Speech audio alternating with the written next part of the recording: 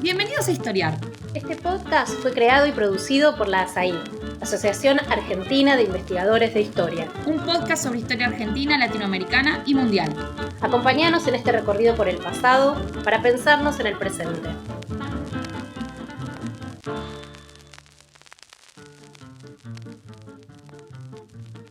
Bienvenidos a Historiar.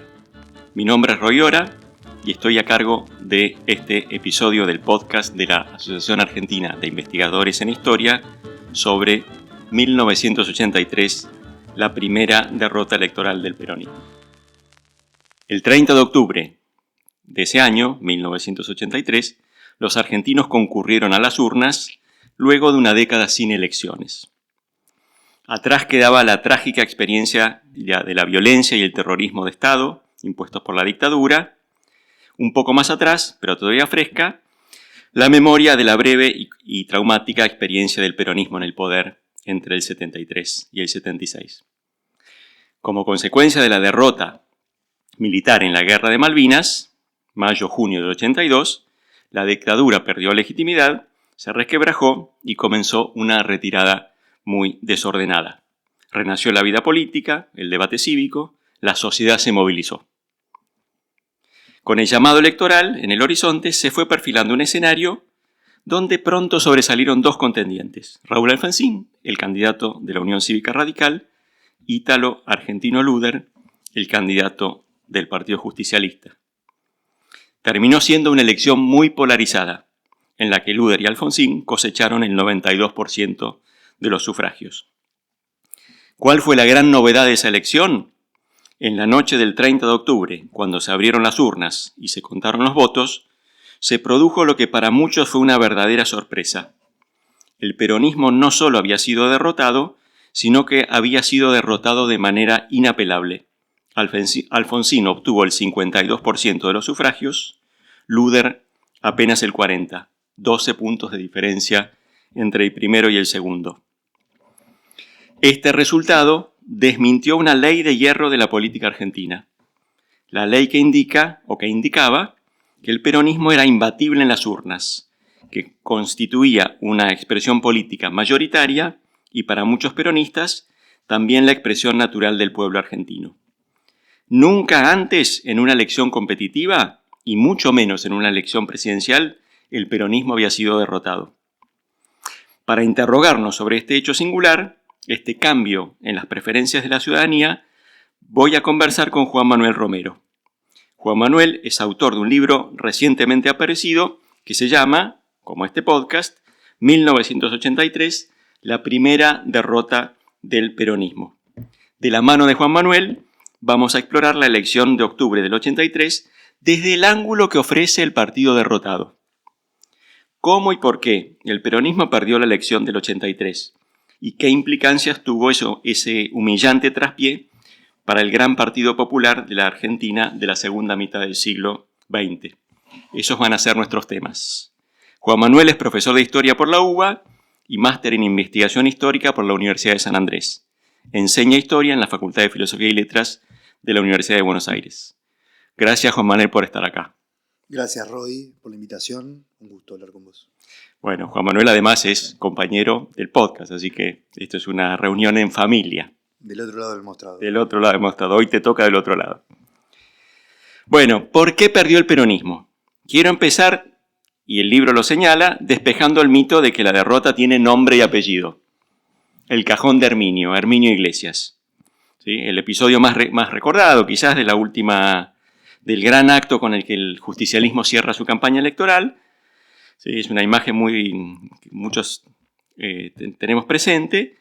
En el acto de cierre, un dirigente prominente, Herminio Iglesias, candidato a gobernador de la provincia de Buenos Aires, prende fuego a un féretro que tenía dibujado en su tapa, la sigla Unión Cívica Radical. Y el mensaje de Herminio era, podríamos decir, bastante claro: los vamos a pasar por arriba, no los respetamos, no merecen desafiarnos,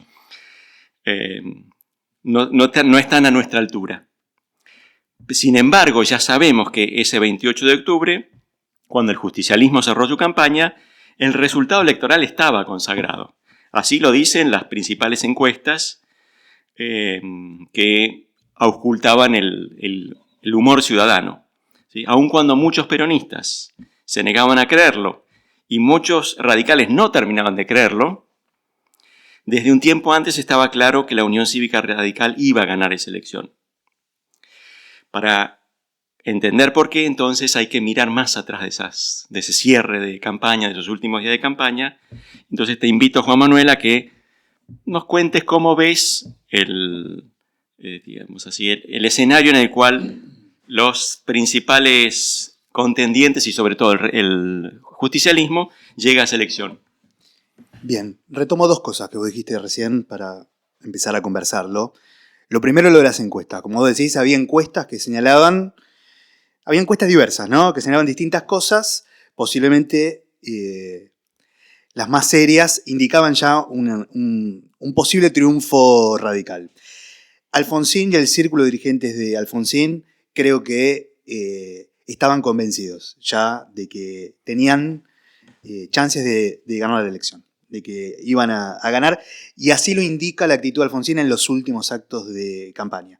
Con mucho convencimiento asegura que van a ganar. Eso puede ser, lo mismo hacen los peronistas, uno podría pensar, pero todo parece indicar que Alfonsín y el círculo más cercano a Alfonsín sabían que iban a ganar la elección. Los peronistas reciben la noticia, como vos dijiste, con mucha incredulidad. Incluso el círculo dirigente del peronismo, hasta último momento, se resiste a reconocer la victoria. Pero además, ¿no? en el libro más reciente de Torre, por ejemplo, hay una entradita de apenas después del 30 de octubre de la elección, donde Torre comenta que los editores de La Nación se resisten a publicar las encuestas que dan ganador a Alfonsín. Es decir, estamos hablando del libro Una temporada en el quinto piso, ¿no? Sí, 1985, la memoria que escribe Torres sobre su paso por el Ministerio de Economía detrás de Zurruy. Los editores de La Nación se resisten a publicar y a darle entidad a las encuestas que dan como ganador a Alfonsín, temiendo poner en jaque la seriedad del diario y del criterio editorial. Entonces, esas encuestas tuvieron, digamos, una repercusión muy relativa. Digamos, se les dio poca entidad, lo que habla de las condiciones de escucha, digamos, de la opinión pública para esa noticia, ¿no? Para esa... Esto por un lado sobre las encuestas que tienes. Y lo segundo, la cuestión de la imagen del cajón, ¿no? Herminio y el cajón. Ahí hay varias cosas, me parece, para comentar.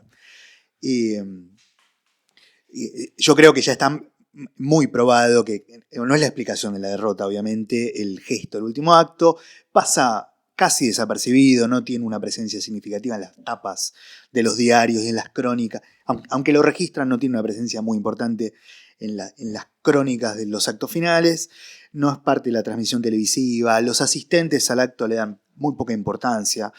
Era parte del folclore de esos actos que habían sido violentos en todo el camino de la elección, y yo creo que es expresivo retrospectivamente, digamos, de las razones por las cuales el estilo político de esa dirigencia y de figuras como Herminio Iglesias fueron poco adecuadas para canalizar las demandas de una sociedad argentina que salía de la dictadura, incluso de muchos votantes del peronismo. Entonces me parece que el símbolo del cajón quemado es menos una explicación de las causas de la derrota del peronismo, y esto es ya bien sabido, pero sí tiene algún poder expresivo y explicativo para entender por qué, y esa es la razón por la que es un símbolo que tuvo tanta trascendencia, ¿no? Tanto eco posterior. Vamos para atrás. Vamos para atrás. Bueno, a mí me parece, creo que vos lo compartís, que parte de la explicación tiene que ver con la trayectoria previa de la dirigencia del peronismo, del radicalismo, de las condiciones en las que las dirigencias partidarias llegan a la elección y a la campaña. Y que eso hunde sus raíces en la trayectoria previa al peronismo, en el gobierno peronista del 73 al 76, en la trayectoria de la dirigencia peronista durante la dictadura y en las condiciones del peronismo durante la dictadura, pero también en, digamos así, en las condiciones del peronismo del 55 al 73 y el lugar que asume la dirigencia sindical y un estilo particular de dirigente político de extracción sindical que adquiere una preeminencia muy significativa en la conducción de los destinos políticos del peronismo durante esos 20 años. Hay dos temas en lo que estás diciendo, ¿no? Uno es que uno tiene nombre y apellido, Lorenzo Miguel, el mundo de Lorenzo Miguel. Quiero volver sobre eso en unos minutos. Antes me gustaría dirigir un poco la atención hacia esa historia más larga de la trayectoria del peronismo y en particular a la traumática, compleja experiencia del peronismo en el gobierno, que desde mi punto de vista es importante para entender el poco éxito electoral que tuvo el peronismo en esa elección, ¿no? ¿Por qué razón? Porque ahí el peronismo del 73 al 76 fue muy distinto al del 46-55. Fue un mundo completamente distinto y frustró las expectativas que había creado. Y yo creo que esa memoria todavía estaba muy viva. Menciono dos planos de eso. No sé qué pensás vos, a ver cómo lo encuadras. Uno, su economía. Un rasgo que a veces se señala para entender, bueno, le va bien o le va mal un gobierno es cuántos ministros de economía tiene. El peronismo tuvo en los 2 años, en los 20 meses del gobierno de Isabel, 6 ministros. Los actores de la vida argentina empezaban a entender cómo se llamaba el ministro y al día siguiente ya no estaba más. Una danza de nombres. Y, en segundo lugar, eso refleja o revela problemas más de fondo, entre ellos, uno que los argentinos de nuestro tiempo conocen bien, pero que era una novedad en ese momento, por lo menos en esa escala, mucha inflación. La Argentina en los años previos estaba acostumbrada a una inflación de más o menos el 30% anual. Con Perón y sobre todo con Isabel Perón, que termina su mandato una vez que muere Perón, la inflación llega a otra escala. En el año 75 es cerca del 350 anual.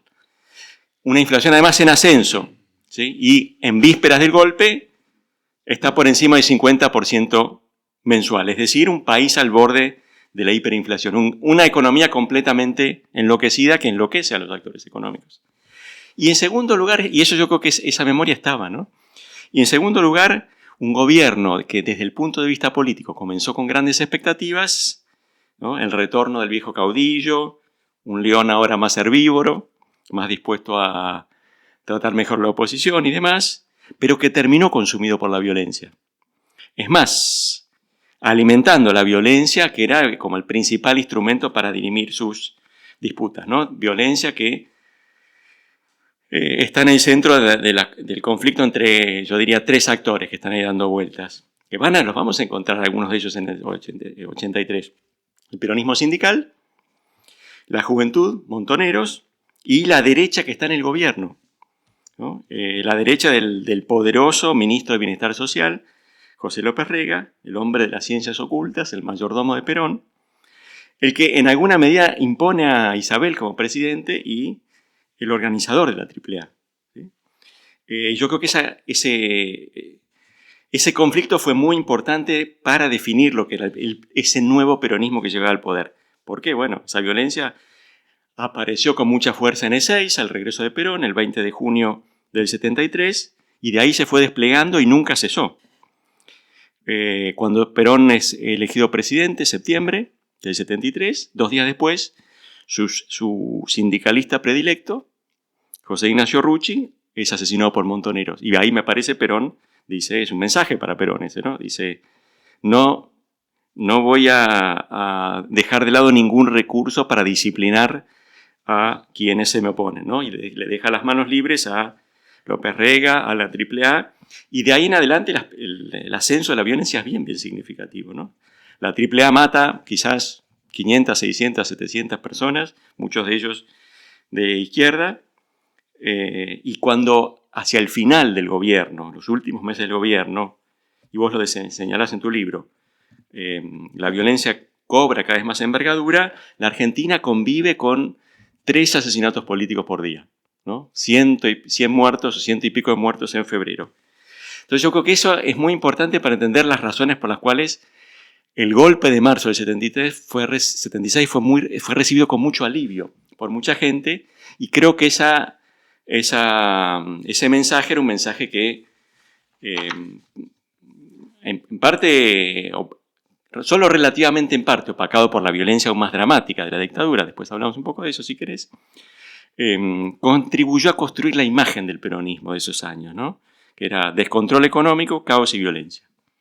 Entonces, yo pienso, en ese contexto entiendo por qué el radicalismo ganó, o esto me ayuda a entender por qué ganó el radicalismo. Incluso, uno podría decir, lo formulo en estos términos, no sé cómo lo ves, quizás no era necesario que hubiera un Alfonsín para que ganara el radicalismo. Alfonsín seguramente aportó, la personalidad política de Alfonsín aportó algo, pero me parece parte de esa elección, una gran parte, no la ganó el radicalismo, sino que la perdió el peronismo. ¿Cómo lo ves eso?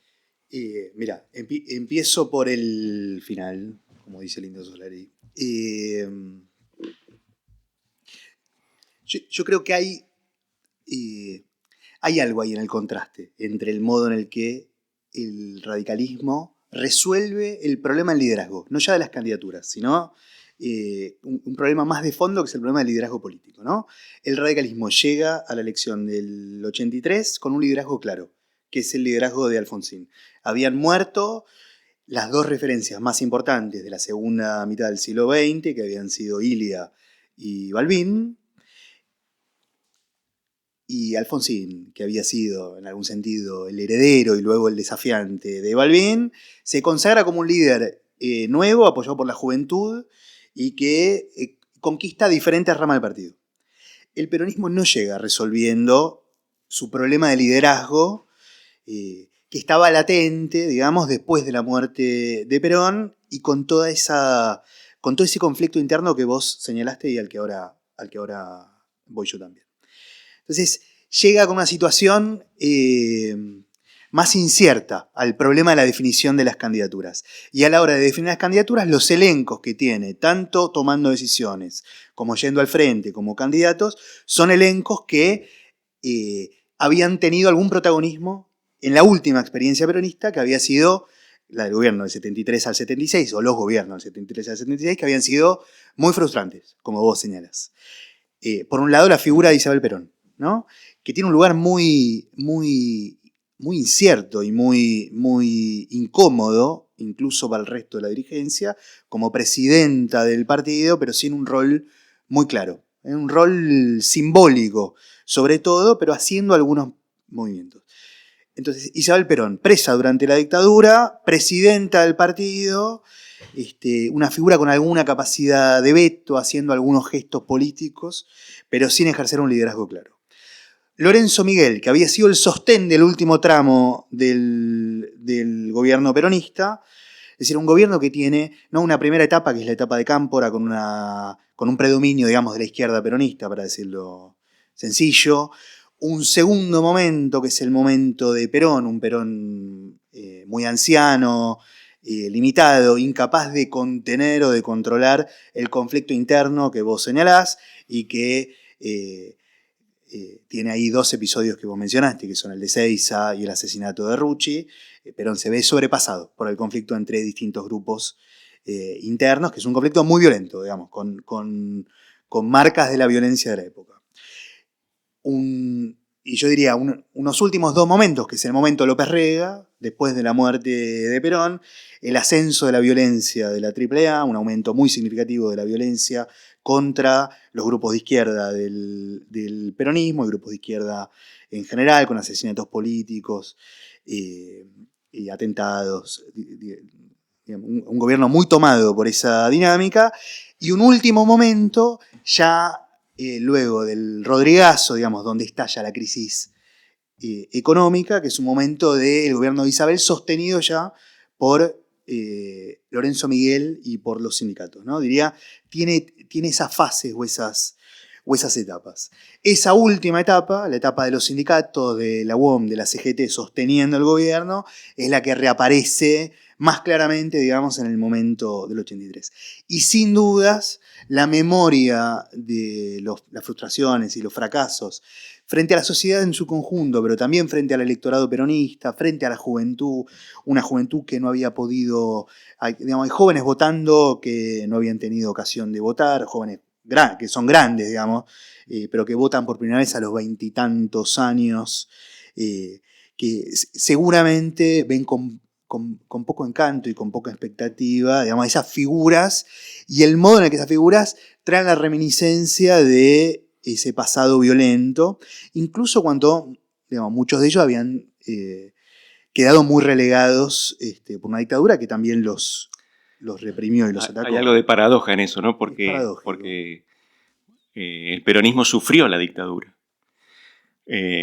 Vuelvo sobre un punto que vos señalabas, sobre el escaso prestigio de Lorenzo Miguel, figura central, ¿no? Porque es como el mandamás del mundo sindical. Solía ser chiflado, solía ser abucheado en los actos de la campaña, ¿no? En particular en uno muy importante en Vélez, donde se comió una rechifla estruendosa. Sí, toda la campaña es muy tumultuosa, la del peronismo, los actos son conflictivos, se repiten en los actos, ¿no? El clima político, digamos, reabre el tiempo de las campañas. A mediados del 82 empiezan a reorganizarse tanto el radicalismo como el peronismo. El radicalismo lo hace con más velocidad, hace un primer acto importante en la Federación Argentina de Vox, que es muy importante, organizado por la juventud.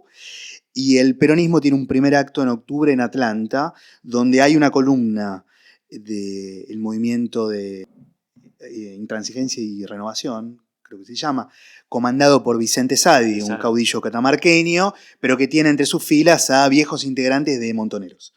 Y lo chiflan a Lorenzo Miguel, y eso se repite en la mayoría de los actos. Los chiflidos no vienen solo de la izquierda, lo chiflan desde la izquierda peronista, lo chiflan también los grupos del CDO de Alberto Brito Lima. Es decir, recibe un rechazo generalizado. En Atlanta, en un acto importante en Vélez Sarsfield, son actos muy masivos igual, son actos importantes los que organizan. Lo chiflan también ahí, tiene que salir a su auxilio Saulo Baldini, que era otra figura del mundo sindical, que tiene una figura más fresca, digamos, que tiene un apoyo más importante entre los jóvenes y entre las bases, digamos así. Pero efectivamente es una figura que tiene muy decisiva en los círculos de las élites partidarias, pero con poco apoyo popular y además con poca gimnasia para la oratoria pública, digamos, con más dificultades para exponerse públicamente ante las bases. Hasta ahora no hemos hablado de los principales candidatos. Hemos hablado de Lorenzo Miguel, hiciste una breve caracterización. La figura más importante porque controla muchos recursos de poder, es la figura central del sindicalismo. Decí 2 o 3 cosas sobre las 2 figuras políticas más importantes, Ítalo Luder, Herminio Iglesias. Candidato a presidente, candidato a gobernador de la provincia de Buenos Aires. Bien. Ítalo Luder era un hombre que venía del radical, era un candidato elegido por sus condiciones como candidato moderado. En algún sentido era un político de saco y corbata, digamos, a la altura para competir con la dirigencia radical. Así era visto, digamos. Ponen en primera fila un político moderado que no responde. Escribía incluso como un académico. Sí, con un perfil académico, un hombre de Estado, ¿no? Es la idea que tienen para posicionarlo como candidato a presidente. No estaba asociado claramente con ninguna de las agrupaciones que empiezan a aparecer en la segunda mitad del 82 y en la primera parte del año 83. Hasta comienzos del 83 hay en juego muchas figuras del peronismo, sin que ninguna se destaque muy claramente. Había sido constitucionalista en el año 49, había sido senador en el gobierno del 73 al 76, incluso presidente provisional durante licencias de Isabel Perón, y había sido además firmante de un decreto famoso, que es el decreto con el que el gobierno llama al aniquilamiento de la subversión y que va a ser el principal argumento de las Fuerzas Armadas luego, durante la represión, y es el argumento con el que intentan desde comienzo del año 83 exculparse, ya previendo las situaciones jurídicas, digamos, de la transición. Después quiero volver al tema de derechos humanos, el lugar de la cuestión de los derechos humanos en la campaña. Decí dos cosas más sobre el otro personaje, sobre Herminio Iglesias. Sobre dos más, sobre Herminio Iglesias uno más que te parezca importante. Y sobre Vittel, sobre los dos. El candidato a vicepresidente era Deolindo Vittel, un dirigente de provincias, había sido chaqueño, había sido gobernador del Chaco 2 veces y vicegobernador. Había sido vicepresidente del Partido Justicialista durante la dictadura, firmante de la carta que el Partido Justicialista presenta en el año 79 ante la Comisión Interamericana de Derechos Humanos. Sí. Un gesto que lo dignifica él. Un gesto que lo dignifica, valentía, además. Y con el que quedó asociada, digamos, sí. Su memoria. Él tiene publicaciones posteriores sobre peronismo y derechos humanos, digamos. Siguió trabajando en esa línea, digamos, y gestos que tuvieron algún costo personal, incluso en la disputa con el gobierno militar. Y que en el 83, a la hora de la decisión de las candidaturas, formaba parte de la agrupación que había fundado Antonio Cafiero. Cafiero, que va a ser la principal figura de la renovación y que también está ahí en la danza de las candidaturas, aspirando a una posible candidatura presidencial hasta último momento, tenía una agrupación propia, el Muso, apoyada por algunos grupos de sindicatos, por varios dirigentes con trayectoria como Darío Alessandro, Miguel Unamuno y Deolindo Vittel, y algunas figuras de provincias como Deolindo Vittel. Bueno, Vittel es impulsado en un primer momento por Cafiero, y es usado, diría yo, por Lorenzo Miguel para tapar a la figura de Cafiero en sus aspiraciones presidenciales. Vittel termina apoyando la candidatura de Luder, siendo parte incluso de la agrupación siendo parte de la fórmula y de la agrupación de Cafiero. Y la última figura relevante, Herminio Iglesias, como vos decís, un hombre también de extracción sindical, también del mundo metalúrgico. Hay algo ahí con las figuras de la UOM, hay un círculo muy, muy pequeño de dirigentes que tienen un gran protagonismo, desde los años 60, que son todos los herederos de Bandor y del bandorismo. Herminio Iglesias forma parte de ese círculo de relaciones personales, digamos, el que formaban parte de Bandor, Rosendo García, que había fallecido en un enfrentamiento famoso en la pizzería La Real de Avellaneda, Norberto Imbeloni, que era su segundo, digamos, su hombre de confianza y que había formado parte también de esos enfrentamientos y que había sido testigo en el juicio por el asesinato de Rosendo García, protagonista del libro de Rodolfo Walsh sobre ese episodio. El Caballero Rojo también, según algunas versiones. Supuestamente miembro de la troupe de Caradagian. De la troupe de Caradagian y Titsen en el Ring. Rucci, Lorenzo Miguel y Herminio Iglesias, ¿no? Había ganado como intendente de Avellaneda en el año 73 y había extendido una red territorial afiancada en un poder temible, ¿no? Y se había despegado ya en el año 83. Hay una investigación muy interesante que hizo Ezequiel Meller sobre toda la reconstrucción partidaria en el año 83 y sobre el lugar de las internas, y hay una entrevista muy significativa a Jorge Landó, que fue muchos años apoderado del Partido Justicialista, donde dice algo interesante. Dice que Herminio Iglesias fue el primer renovador. Una afirmación provocativa, pero lo que quiere decir es que el poder de Herminio Iglesias en el año 83 no provenía de su tradición sindical, sino del modo en el que ya forma parte de un armado de intendentes del conurbano, ¿no? Un poder territorial afirmado en la provincia de Buenos Aires que le permite una relativa autonomía incluso respecto de Lorenzo Miguel, que hubiera, creo yo, querido que Antonio Cafiero sea candidato a gobernador de la provincia de Buenos Aires. Entonces, la candidatura de Herminio Iglesias se afirma ya por poder territorial propio. Sí, sí. forma parte de la familia de los políticos. Su estilo se parece mucho al del peronismo tradicional, bueno, en algunos aspectos, pero no es un hombre del mundo sindical, claramente, ¿no?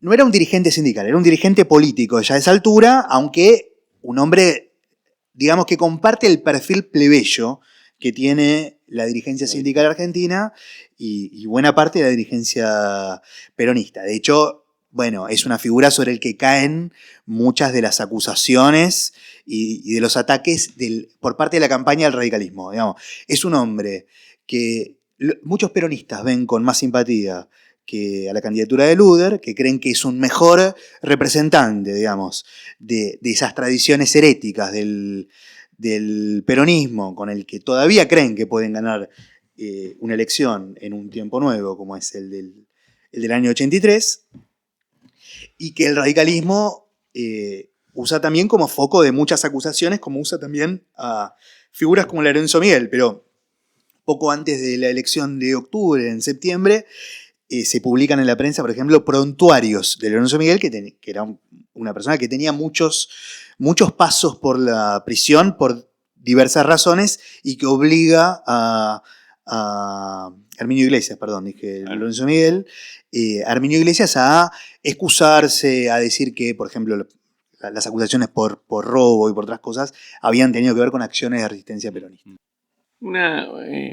Una cuestión lateral, pero de cierta significación. Vos decías, el peronismo llega a la elección sin un líder. Ha muerto Perón hace un tiempo, y esto hace muy difícil la sucesión, sobre todo en un partido que ha tenido históricamente una estructura verticalista, ¿no? Quería preguntarte qué pensás vos sobre el otro elemento que también probablemente incida ahí, y es que no solo le falta liderazgo, sino que le falta el nombre de Perón. Es decir, cada vez que el peronismo fue a elecciones y Perón no estaba en la fórmula, sus resultados electorales fueron relativamente magros, o digamos así, menos espectaculares que las cumbres que alcanzó Perón, por ejemplo, bueno, mientras fue presidente. Perón solía sacar arriba de 55 y llegó a sacar 66% de los sufragios. Una vez que Perón está en el exilio, el peronismo, en elecciones donde por supuesto la cancha está inclinada, no hace falta recordarlo, sacó mucho menos. Menciono dos. La elección del 57 de la Convención Constituyente, la orden de Perón es votar en blanco, el voto en blanco es un 25%. Y después está la famosa elección del año 62, abril, si mal no recuerdo, en la provincia de Buenos Aires, en el que Perón promueve la candidatura de Framini, un dirigente textil, un sindicalista, acompañado por otro sindicalista, creo que también se llamaba Anglada, y no les va tan bien, ganan, pero sacan el 42% de los sufragios, ¿no? Entonces, mi pregunta es, el peronismo va a una elección desorganizado, pero también sin ese plus que le aportaba Perón. ¿Cómo lo ves?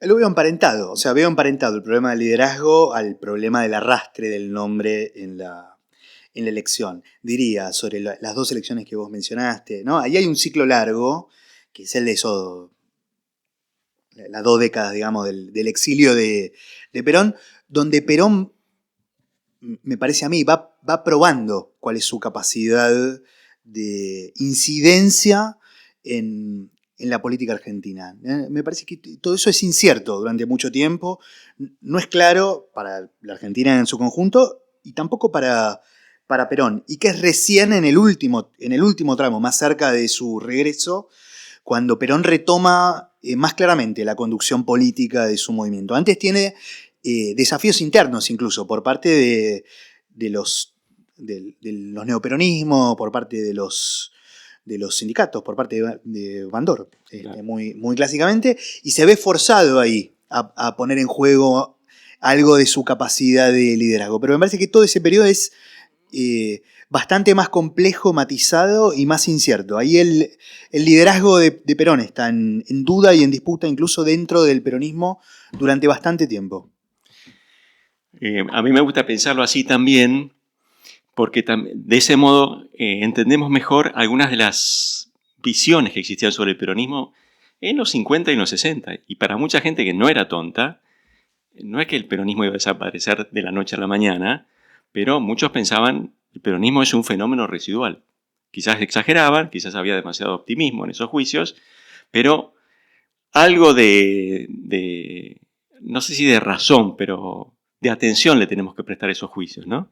Es decir, el peronismo en un punto era una incógnita. ¿Cuál era su verdadera capacidad? Sobre todo considerando que su figura más potente, su gran figura, ¿no? Estaba ausente, ¿no? Pienso, por ejemplo, en Germani. Y muchos que en esos años decían masas en disponibilidad. Era un argumento bien extendido, ¿no? Es decir, hay una historia que no es una historia lineal. Y como me parece, yo coincido con vos en cuanto a que hay un reverdecimiento del peronismo comienzo de los años 70. Quería preguntarte sobre los grandes temas de la campaña. ¿De qué se habló? ¿Cómo se habló? ¿Cuál fue el eje discursivo de los distintos candidatos, digamos así? ¿Cuál era la oferta electoral? ¿Cómo lo ves eso? Creo que en términos programáticos, sí, las dos fuerzas no se distinguen muy claramente. ¿Sí? No presentan programas que parezcan muy, muy novedosos ni muy distintos. Sí creo que Alfonsín organiza una campaña muy profesionalmente. Está asistido por dirigentes de mucho nivel, él tiene un gran nivel como orador, hay un equipo de medios trabajando muy profesionalmente alrededor, comandado por una figura que es David Rato, y creo que Alfonsín organiza con mucha astucia y con mucho olfato una narrativa política que promueve la idea de una ruptura muy clara entre pasado y futuro, o entre pasado y las promesas que una democracia podía ofrecer a la Argentina. Me parece que ese es el eje y el corazón del discurso de Alfonsín, y que ahí está el gran acierto de la campaña. Eso tiene un éxito innegable, me parece. Porque las consignas puntuales que va lanzando, saca 100 puntos para cambiar su vida, las consignas que va lanzando redundan en la organización de una visión de la Argentina, del pasado reciente de la Argentina y de lo que él podía ofrecer en el futuro, que eran muy claras. Y para mí ahí el plus de Alfonsín es que le habla también a los votantes del peronismo. Es decir, Alfonsín ataca en algún sentido a la dirigencia peronista, asociándolas a la dictadura, asociándolas a la violencia, asociándolas a la idea de la Argentina corporativa, pero le habla a los votantes del peronismo y no rechaza las banderas de justicia social, las banderas de recomposición salarial, ¿no? Son una parte importante del discurso. Y eso va a ir a parar, ¿no?, a toda la idea de la refundacional y la idea del tercer movimiento histórico, y la idea de que era capaz, como vos decías recién, digamos, esta idea de las masas en disponibilidad, de ser, en algún sentido, el heredero de los grandes movimientos populares argentinos, ¿no? Una de las canciones de la campaña es Después del Pocho, después de Balbín. Sí.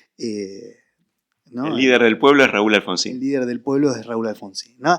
Y hay algo de eso que está claro en el discurso. En el discurso del peronismo, en cambio, en el discurso de Luder, lo que aparece es la convicción de que el peronismo es la fuerza mayoritaria de la Argentina, de que habían sido desplazados por una minoría oligárquica, de que habían sido atacados, de que habían sido la principal fuerza de oposición y de resistencia a la dictadura, y de que ahora que volvían a poder competir en elecciones, no había dudas de que iban a triunfar. También proponen un nuevo tiempo sin violencia. En el programa del peronismo aparece la idea de una Argentina en paz y sin violencia, digamos, eso también aparece. Aparece también la idea de el control civil de las Fuerzas Armadas. El peronismo propone en su programa eliminar el lugar del comandante y jefe de las Fuerzas Armadas. Pero el resto de las consignas son más bien, yo diría, nostálgicas, ¿no? Hay consignas que apelan a las viejas ideas de liberación o dependencia, propone una reforma constitucional, propone las 20 verdades justicialistas como programa, básicamente. Se ampara, digamos, en las consignas clásicas del justicialismo. Es menos hábil el peronismo a la hora de proponer un programa, de proponer ideas, discursos de campaña que sugieran una ruptura clara con el pasado. Juan Manuel, quiero dirigir la atención hacia el tema de derechos humanos en la campaña. Un tema muy importante porque el régimen de Videla se ganó un lugar en la historia por la potencia, por la envergadura de su pasión punitiva, ¿no? El capítulo central de eso fue el terrorismo de Estado. Llevó la violencia política, la violencia estatal a un nuevo umbral. Parte de la sociedad lo acompañó en esa deriva, pero al final fue tomando distancia. No quiero analizar el tema en sí mismo, sino ver cómo entra en la campaña el problema de los desaparecidos, el problema de los derechos humanos. Y me interesa sobre todo porque, bueno, los peronistas tenían buenas razones para lamentar la violencia de la dictadura, por cuanto ellos habían sido uno de los sectores más golpeados por esa violencia, sobre todo dirigentes sindicales de base, habían sufrido mucho, y varios dirigentes peronistas de primer plano, varios de los que ya mencionamos, se pasaron varios años en la cárcel. Es decir, la dictadura les hizo pagar un precio alto por su participación en el gobierno del 73-76. Pero antes de escuchar tu comentario, tu respuesta, hacemos una breve pausa. Este es el podcast de ASAI, la Asociación Argentina de Investigadores en Historia. Te invitamos a asociarte y a seguirnos en las redes, en Twitter, en Facebook, en Instagram. Podés encontrar toda la información sobre la asociación en nuestra página, asai.org.ar. Te esperamos todos los sábados con un nuevo episodio de Historiar sobre los grandes temas de nuestro pasado, abordados por especialistas e historiadores profesionales de manera rigurosa y cordial. Seguimos con nuestro episodio de hoy. Bueno, retomamos la charla sobre 1983, la primera derrota del peronismo, y le pregunté a Juan Manuel sobre el problema de los derechos humanos en esa campaña.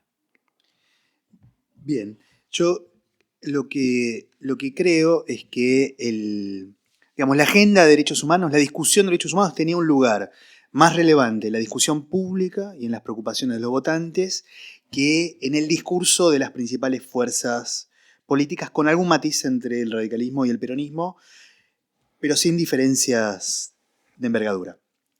Desde comienzos del 83, me parece, ¿no? El tema va ganando lugar en la agenda pública desde un primer momento de mucha censura y autocensura a un impacto mayor que tienen las denuncias que desde comienzo de la dictadura hacen los organismos de derechos humanos, las Madres de Plaza de Mayo desde el 77, y que tiene un momento importante, me parece, a fines del año 79 con la llegada de la Comisión Interamericana de Derechos Humanos y toda la campaña alrededor de ese episodio. Hacia fines del año 82 y comienzo del año 83, el tema tiene un lugar importante en la discusión de la prensa, por ejemplo, y si uno va siguiendo mes a mes los temas principales, la cuestión de los desaparecidos, la cuestión de los derechos humanos, la cuestión de lo que va a hacer la dictadura o lo que hará el próximo gobierno democrático con esta cuestión, forma parte de la conversación pública y está convirtiéndose en una demanda, evidentemente. Y los partidos que van a la elección tienen que tomar decisiones acerca de qué hacer con esto en un contexto de apertura política que la dictadura intenta controlar, ¿no? La dictadura intenta controlar las condiciones en las que va a realizarse la transición. A comienzos del año 83, en abril, Viñone publica lo que se llama el documento final de la dictadura, que postula la visión oficial de los militares respecto de el terrorismo de Estado, ¿no? No concebido así.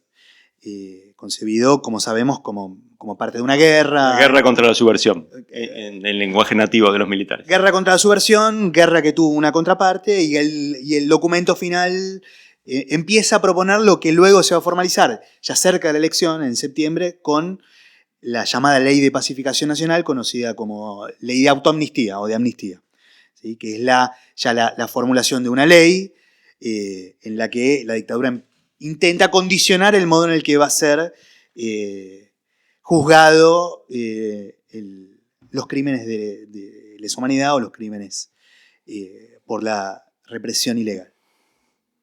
Tiene esos dos hitos importantes. Y todo eso forma parte importante del clima en el que la campaña se organiza, y cada uno de esos episodios recibe respuestas por parte de los partidos. Yo diría, la respuesta general es de rechazo, tanto del documento final como de la ley de pacificación o la ley de amnistía o de autoamnistía. Las fuerzas políticas, la multipartidaria, los organismos de derechos humanos, la opinión en general rechazan tanto el documento, tanto la opinión, digamos, que aparece, la visión que aparece en el documento, como la ley de autoamnistía. Sin embargo, el tema de los derechos humanos, una política clara de los derechos humanos, no forma parte del programa de campaña de ninguna de las dos fuerzas, ni del radicalismo ni del peronismo. Ahora bien, Alfonsín hace un uso más decidido y más claro del rechazo a la autoamnistía y de una promesa de justicia, que no es muy clara todavía. No tiene una formulación clara porque la están trabajando, y de hecho no tendrá una formulación clara hasta comienzos del gobierno. Y en el caso del peronismo, si bien también hay un repudio y un rechazo de esos dos instrumentos, hay más dificultades para asumir esa agenda. Y esas dificultades tienen que ver con las denuncias que el radicalismo hace de una supuesta alianza entre militares y sindicalistas, y con la propia incomodidad que tiene Luder para responder al documento final y a la ley de autoamnistía por su rol en el final del gobierno de Isabel Perón y por su rol como firmante del decreto de aniquilación de la subversión, que es parte de la estrategia argumentativa de las Fuerzas Armadas para autoexculparse, y de hecho Luder va a hacer va a formar parte de los juicios en el 85, testimoniando por el decreto y ofreciendo su interpretación del decreto, que va a ser, de hecho, tomada por la justicia, y que va a formar parte de la interpretación oficial, digamos así, en el juicio de las juntas, ¿no? Hay más dificultad por parte del peronismo para hacer un rechazo más explícito y una promesa de los juicios, aunque anuncian que el Congreso seguramente va a derogar la ley. Hay comentarios en este sentido cuando la prensa recoge opiniones por esos instrumentos. Creo que tengo en este punto una diferencia con vos, ¿no? Ahora me dirás si es así o no, porque yo creo que la posición del justicialismo es distinta a la del radicalismo. Y de alguna manera lo que hizo el gobierno militar fue abrazarse al peronismo. Sobre todo en el segundo de esos documentos que vos señalás, la ley de autoamnistía, 22924, que lo que dice esa ley es no vamos a revisar el pasado, no vamos a tocar nada. Pero lo interesante es que esa ley que, deja fuera del tratamiento judicial los crímenes cometidos, es una ley que dice esto sucede a partir del 25 de mayo de 1973. Es decir, el gobierno peronista queda, los crímenes cometidos durante el gobierno peronista quedan amnistiados. Entonces, uno entiende por qué, más allá del decreto de exterminio de Luder, muchos peronistas dijeron, bueno, no sé si lo pueden decir públicamente, pero yo creo que los alivió eso, porque Montoneros, la guerrilla, la AAA, todo el mundo peronista que de alguna u otra manera había participado, ya sea en el gobierno o fuera del gobierno, de ese ciclo de violencia en ascenso, terminaba eximido de responsabilidad penal. Entonces yo creo que ahí hay un tema específico, ¿no?, que hace que el peronismo le cueste más articular una visión del problema. Y yo creo que también, como vos decís, este es un tema que se fue abriendo camino en el curso de los años, ¿no? Dos evidencias tengo, no sé si las compartís. La primera, vos decís, no es un tema central. Alfonsín, la propuesta de Alfonsín, lo más importante es la democracia. Derechos humanos, bueno, veremos cómo encaja eso, ¿no? Y hubo una sola propuesta electoral en el año 83, en las elecciones, que levantó la bandera de los derechos humanos. Fue la de un candidato de la democracia cristiana, Augusto Conte MacDonald, que hizo su campaña diciendo derechos humanos al Parlamento. Augusto Conte MacDonald tenía una historia trágica, patética, ¿no? Porque él tenía la percepción de que había entregado a su hijo. Durísimo ese ejemplo, ¿no? Pero con una figura muy valiosa, muy intachable en muchos aspectos, fue a elecciones con esa consigna. Y no le fue bien. Solo entró él en la elección del 83. 3,7% de los sufragios en la capital federal, el distrito más sensible a esta temática. Entonces yo creo que ahí, bueno, cuando uno mira ese punto, creo que tiene que concluir que para los votantes todavía este tema es la bandera de una minoría. Y hay una linda encuesta que hicieron Zuleta Puseiro y Julia Aurelio, no sé si la conoces, de las mejores del momento electoral, octubre del 83, y preguntan, ¿no? Es como nos ayuda a construir la imagen de qué estaba pasando en la cabeza de los votantes, ¿no? Y preguntan a las encuestas, ¿no? Dice, ¿qué memoria tiene usted del golpe de marzo del 76? ¿Cuál es la situación para ese momento, no? Y la respuesta mayoritaria, la más extendida, es 46%, dice, entusiasmo y alivio. Es decir, en vísperas de las elecciones, mucha gente decía, Videla nos sacó de un problema. Y solo el 30% dice, desconfianza y tristeza. Es decir, solo un tercio de las votantes todavía está en sintonía con una idea mucho más crítica sobre el significado de la dictadura en este plano, ¿no? Entonces yo creo que todavía entonces no está bien construido el escenario de consenso amplio en torno a la centralidad de los derechos humanos, el imperativo moral de castigar los juicios a la dictadura, que me parece viene un poco, como vos decís, por la propia dinámica política, y yo creo que además hay 3 eventos ahí, bueno, no tengo nada original para decir. Uno es lo que se llamó el show del horror, ¿no? Los noticieros de televisión, mediodía o 8 de la noche, van al cementerio de Quilmes a levantar tumbas en N. Eso entra en los hogares, eso no estaba antes. El informe de la CONADEP, 94, que también tiene un eco considerable, es muy exitoso, a Alfonsín le fue bien con esa iniciativa, y sobre todo el juicio a las juntas del 85, que otra vez pone en los hogares, a través de la televisación, de las declaraciones de las víctimas y demás, una visión, ¿no? Es decir, entonces yo ¿qué veo ahí? Alfonsín no es que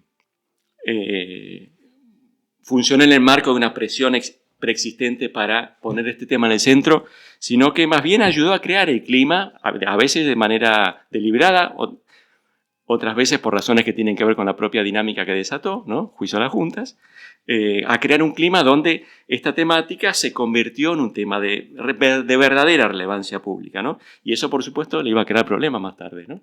Porque ahí apareció una opinión que dijo, sos un moderado.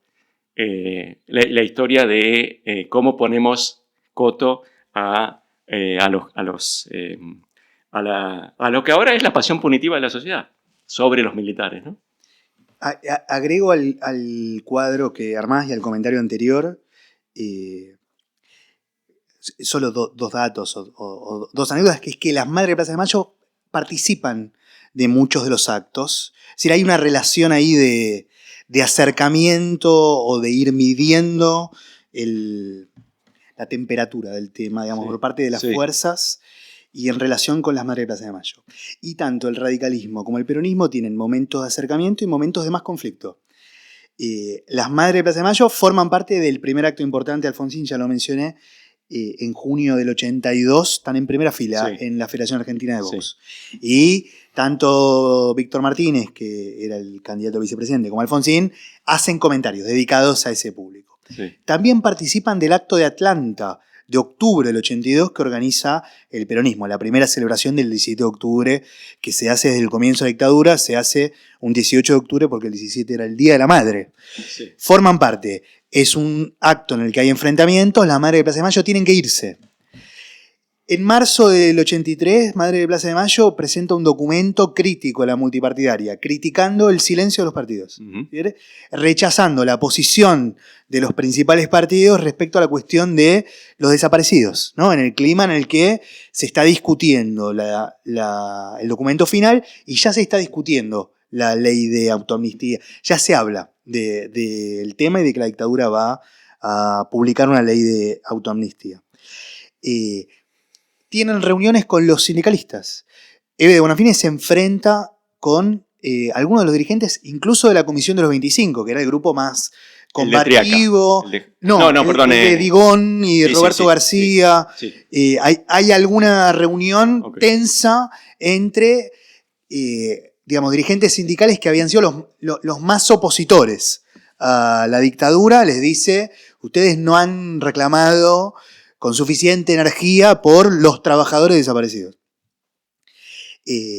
Hay incluso algún episodio violento entre sindicalistas y Madres de Plaza de Mayo. Claro. Y después hay un momento de acercamiento que es una foto de un abrazo, ¿no? Entre Gualdini y Eve de Bonafini, que sale en la tapa de los diarios, también en la previa de la campaña, y como un momento de acercamiento en el que los partidos están asumiendo el lugar de esa voz, ¿no? de la voz del movimiento de derechos humanos. Hasta Lorenzo Miguel declara que las Madres de Plaza de Mayo tienen razón ahí en el momento previo a la elección. Es decir, reconociendo que hay un reclamo que está teniendo alguna pregnancia entre los votantes, o una pregnancia pública. Sí, sí. O sea que es un tema del que tienen que hacerse cargo de algún modo. Sí, pero efectivamente es una relación compleja, ¿no? Está ese famoso episodio donde las madres fueron echadas de la CGT a los gritos, ¿no? Una discusión muy caliente, muy elevada, con una patota sindical que las corre, ¿no? Por lo menos en los testimonios periodísticos eso aparece. Bueno, último tema, y así ya vamos cerrando. Consecuencias de la derrota electoral. ¿Qué pasó después? En la noche del 30 comienzan a contarse los votos. Y esto da lugar a escenas de llanto, de pesar, pero en un lugar alejado, en una provincia lejana, chiquita, marginal, un dirigente ambicioso y sagaz levantó la copa, brindó. Se llamaba Carlos Menem. No sé si brindó, me imagino que sí. ¿Por qué brindó Carlos Menem? Porque había ganado, por supuesto, ganó la gobernación de su provincia, La Rioja, pero sobre todo porque había hecho una elección que en este contexto era fenomenal. Había obtenido el 55% de los sufragios y eso lo convirtió en el mejor candidato de toda la constelación justicialista. Le sacó 15 puntos al candidato a presidente. Y yo creo que al día siguiente ya estaba diciendo, bueno, hay que cambiar cosas. Estaba pidiendo el desplazamiento de los responsables de la derrota y además lo hace apelando ya a categorías específicas, ¿no? Que es, se tienen que ir los sindicalistas, tienen que llegar los políticos. Nada, quería entonces que digas algo sobre esta renovación. Digamos, creo que ahí está contenido en ese innuche, digamos así, el tema central de lo que va a venir en los próximos 2 o 3 años, que es, sale una élite, la sindical, esta que vos describiste, los que dominaron la vida del partido por 30 años, y la dominaron porque no había elecciones, porque el poder de los sindicatos era también un poder organizativo, un poder de movilización, un poder, digamos así, que en ausencia de un polo de poder político, de políticos con recursos a los que podían apelar, recursos públicos y demás, bueno, era inevitable que iban a mandar. Pero ahora la cosa está cambiando y con sus más y sus menos, con una historia que va a ir teniendo sus peculiaridades, sus singularidades en cada distrito, va a salir una élite sindical y va a entrar una élite que es la que gana elecciones. ¿Lo ves así? Lo veo así.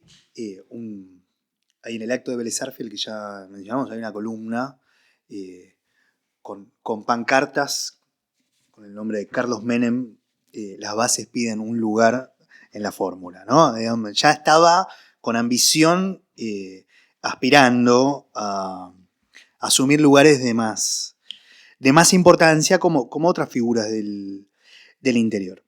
Y efectivamente me parece a mí que, digamos, que la derrota da lugar a todo el proceso de la renovación y que es en el momento de un cambio profundo en el peronismo y que es el ocaso, digamos, o el final de la era de predominio de esa dirigencia sindical con todas sus características, con sus estilos políticos, con sus estilos estéticos.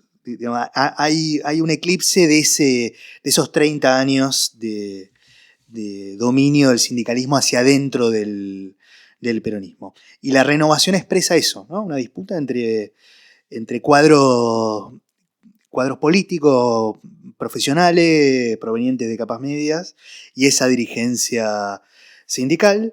Sabemos va a triunfar la renovación no hay exactamente internas en lo inmediato porque el peronismo se rompe, hay un congreso partidario muy famoso en el 84 en el Teatro Odeón, donde los dirigentes de la renovación salen expulsados en medio de conflictos violentos, digamos, que formaban parte de esa escena de los congresos, y eso da lugar a una ruptura. Digamos, el peronismo va dividido a las elecciones del 85, con listas que responden a la dirigencia, llamémosle ortodoxa, digamos, ella que respondía a los dirigentes sindicales, y con las listas que responden a los renovadores. Y aunque el peronismo pierde esas elecciones, es claro, mirando los resultados de las listas que se presentan, que los renovadores son ahora la fuerza principal del peronismo. Y eso se expresa, en las elecciones siguientes y en el modo en el que se dirimen las internas. La interna presidencial del 88 ya va a tener a dos figuras de la renovación, que son Menem y Cafiero, ¿no? Cafiero, que ya con el Muso había presentado algo de la ambición de renovación, no tienen ese lema que es la lucha por la idea, es decir, un partido con un anclaje programático más que con el poder territorial, más que la lucha por el espacio, dicen ellos ahí en los documentos que publican, y que había quedado resentido y fuera de los lugares expectantes en las fórmulas del 83, se va a convertir en la principal figura de la renovación, que es la nueva cara del peronismo, que sin embargo tiene en los 80 otra cara importante, que es la de Ubaldini, y que es, digamos así, viene a ser como una renovación hacia adentro de los sindicatos. Es la cara con la que el sindicalismo logra encontrar un nuevo aire y que tiene un gran protagonismo como opositor a Alfonsín, pero en un tiempo que está cambiando ya y que le está dando evidentemente más lugar a esa dirigencia política. Y agrego una cosa, que es que me parece que es algo que es esa renovación, digamos, del peronismo y ese cambio hacia un partido que responde a la democracia liberal, un partido moderno, con estructuras partidarias, con programa, menos movimentista, digamos así, responde a un movimiento que también ocurre en Occidente en general. Si uno mira otros partidos que han tenido bases de extracción sindical en América Latina o en el mundo en general, hay un movimiento similar en Occidente en los 80 y los 90, pienso en el PRI en México, en el APRA en Perú, en el laborismo inglés. Hay un movimiento más general en los 80 y los 90, con esos partidos de base muy tradicional, obrera y sindical, que tienen que reconvertirse en un momento nuevo. Esto que señalas sobre la renovación me invita a un comentario a ver qué te parece. Efectivamente, en el mundo sindical hay una renovación, ya los Lorenzo Miguel no tienen lugar y aparecen figuras más carismáticas, más capaces de hablarle a nuevas audiencias, como el propio Ubaldini, gran principal opositor a Alfonsín en el campo sindical. Y esto es un momento de una trayectoria más larga de la historia peronista que la describiría en estos términos. Siempre estuvo en el peronismo desde el comienzo, desde antes de que existiera el peronismo, la tentación laborista. Es decir, los dirigentes sindicales en el 45-46 dijeron: Perón es nuestro candidato, lo llevamos a donde nosotros queremos. El sindicalismo existía antes de Perón. Aspiraron a construir algo así como un partido laborista, un partido estructurado en torno a los sindicatos, en el que los sindicatos llevaban la voz cantante. Ahí se decidían las cosas importantes. A Perón le costó imponerse. Otras cosas le costaron más, pero esto también le costó. A Luis Gay lo bajó, a Cipriano Reyes le armó una causa trucha, Lofer, a la cárcel. Fue duro con los disidentes. Pero armó un partido donde el centro de poder no estaba en los sindicatos. Pero una vez desaparecido Perón, el sindicalismo, bueno, en un contexto donde no hay democracia, donde no hay elecciones, el sindicalismo inevitablemente iba a ocupar un lugar central. Entonces yo pienso, la elección del 83 es un poco el momento de apogeo y el mayor fracaso de ese proyecto laborista. El momento de apogeo porque ellos son los que dicen: esto tiene que ser así, el candidato va a ser tal, elegimos a Luder y no a Cafiero, lo que fuere.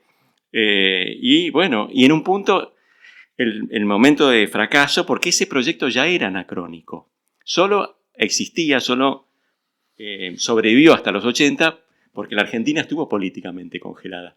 Pero una vez que desapareció, bueno, una vez que, digamos así, el juego político se abrió, que la dirigencia política tuvo bases estructurales sobre las cuales apoyarse, inevitablemente los dirigentes sindicales iban a tener que funcionar más como Baldini, que era una persona que sabía bien cuáles eran sus límites. Y sus límites eran, en la política argentina, un dirigente sindical no puede presentarse a elecciones. No hay manera. Los votantes argentinos no lo toleran. No tienen atractivo, no tienen carisma, no dominan el arte de convencer a los ciudadanos. Tienen sus bases de poder, de la puerta de la CGT para adentro son invulnerables, están blindados, pero al momento de ir a las urnas están desnudos, ¿sí? Entonces yo por esto pienso, a ver qué te parece a vos. Hay un libro muy lindo de Steven Levitsky que dice, bueno, en realidad el peronismo cambió mucho porque pasó de ser un partido sindical a un partido clientelista. Y eso está muy vinculado a las transformaciones socioeconómicas de la Argentina. Me parece que incide tanto o más esta transformación política, es decir, el hecho de que ahora tenemos un sistema democrático que le ofrece a la dirigencia política una base a partir de la cual construir, poder interpelar a la ciudadanía, digamos así, disputar con la dirigencia sindical en nuevos términos. Y creo yo que el único que en algún momento se animó a modificar ese equilibrio fue Hugo Moyano, cuando el 17 de octubre del año 2010 llenó la cancha de River y ante una Cristina débil en ese momento, 2010, había ganado las elecciones por un margen bastante estrecho para los patrones peronistas, había sido golpeada por la crisis del campo, había perdido las elecciones del 2009, en el 2010, Moyano le dice, es momento de que llegue un trabajador a la Casa Rosada, inspirado por Lula probablemente, ¿no?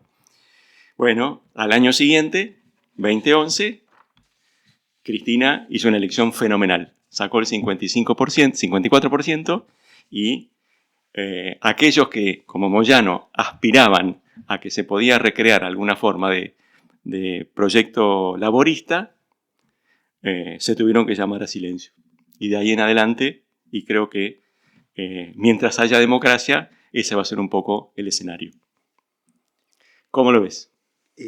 Lo veo así, creo que coinciden las dos cosas, ¿no? No veo una contradicción, digamos, entre el cambio social, digamos, el fin de la Argentina industrial, digamos, de esa Argentina con sindicatos muy fuertes de mediados del siglo XX, coincide con ese momento. Yo lo que te diría es que ya en el 83, Lorenzo Miguel tenía claro que él no podía ser candidato, si no hubiera sido candidato a presidente en ese sentido, digamos. Ya había ahí alguna conciencia de que había algún límite político, pero sí tenían la convicción del control de las estructuras partidarias y del armado de listas y de candidaturas. Una especie de patriarca entre los distintos grupos, ¿no? Y aún más, incluso en el gobierno anterior del peronismo pasa algo así. Hay un momento en el que él tiene un gran dominio del gabinete y los candidatos que impulsa, o las figuras que impulsa, son Antonio Cafiero. Digamos, esos son los políticos que trabajaban para los sindicalistas, ¿no? Creo que ese es el modelo con el que venían funcionando. La idea de sindicatos muy fuertes, con un gran poder hacia adentro del partido, capaces de diseñar las listas, capaces de colocar hombres propios en las listas de diputados, quizás el tercio sindical. Sí, quizás con políticos haciendo el fronting, ¿no? Haciendo como los candidatos importantes, ¿no? Con excepciones como el de Arminio Iglesias, que evidentemente salió muy mal, ¿no? Pero creo que ya ahí había alguna conciencia, por más que, como vos decís, existe la tentación esa del laborismo, de la patria metalúrgica en la era de Lorenzo Miguel, o de una expresión a lo Lula en tiempos de Hugo Moyano. Digamos, todo eso existe. Es evidente que la discusión pública argentina y la naturaleza de la democracia en el país le impone límites a esa ambición. Pero creo que también que el propio poder social de los sindicatos es otro, digamos, que en ese momento, y que hay algo ahí de esa transformación que va de la mano. Bueno, con estas últimas consideraciones cerramos el podcast de hoy. Muchas gracias, Juan Manuel. Un placer charlar con vos sobre estos temas, y a nuestros oyentes los esperamos la próxima semana con otro episodio de Historial. Gracias, Roy. A vos.